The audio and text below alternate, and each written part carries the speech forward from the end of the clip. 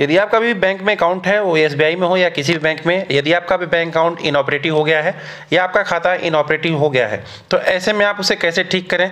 आप एटीएम पे जब जाते हैं पैसे निकालें और आपको 078 का एरर आता है और यहाँ पे लिख के आता है इनऑपरेटिव अकाउंट, और आपका जो ट्रांजैक्शन है वो डिक्लाइन कर दिया जाता है, तो इसका क्या सलूशन है, चलिए आपको स्टेप बाय स्टेप बताते हैं। तो देखिए, अकाउंट जब भी इनऑपरेटिव होता है तो अलग अलग बैंक पे डिपेंड करता है। कुछ बैंक 2 साल तक वेट करते हैं और अगर आप कोई ट्रांजैक्शन नहीं करते हैं तब जाकर के इनऑपरेटिव करते हैं। कुछ बैंक जो होते हैं 6 महीने आप ट्रांजैक्शन नहीं करते हैं तो आपका बैंक अकाउंट जो होगा इनऑपरेटिव कर देते हैं। और ऐसे में एसबीआई के एटीएम पे या किसी भी बैंक में एटीएम में जाते हैं तो 078 का आपको एरर देखने को मिलता है।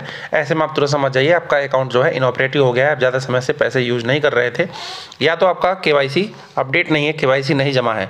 अगर केवाईसी नहीं जमा है, अगर आप खाता वगैरह हमेशा यूज़ करते हैं तो भी आपका इनऑपरेटिव में चला जाता है। तो आपको क्या करना होगा, बैंक जाकर के सबसे पहले तो केवाईसी का फॉर्म भरना होगा, केवाईसी अपडेट करना होगा। केवाईसी अपडेट करने के बाद आपको 100 रुपया या कितना भी रुपया निकालना पड़ेगा, ठीक है। डेबिट ट्रांजैक्शन एक बार करना पड़ता है, कुछ पैसे आप निकाल लेंगे, उसके बाद जाकर के आपका इनऑपरेटिव जो होगा सही हो जाता है।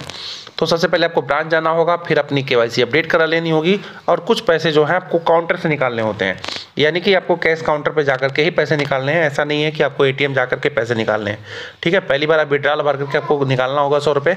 उसके बाद जैसे ही आपका सबमिट होगा केवाईसी फॉर्म, तुरंत आपका जो होगा अकाउंट इनऑपरेटिव से ऑपरेटिव मोड में चला जाएगा।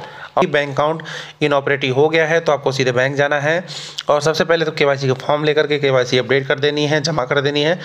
कैश काउंटर से कुछ पैसे आपको डेबिट यानी कि निकाल लेने हैं, कुछ पैसे 100 रुपये, 200 रुपये, 500 रुपये आप निकाल लेंगे। उसके बाद आपका खाता ऑपरेटिव मोड में चला जाएगा, सही हो जाएगा। ये एरर जो शो कर रहा था एटीएम मशीन पे जाकर के जब आप एटीएम डेबिट कार्ड लगा रहे थे, तो ये प्रॉब्लम आपकी दूर हो जाएगी और पैसे भी निकलने लगेंगे।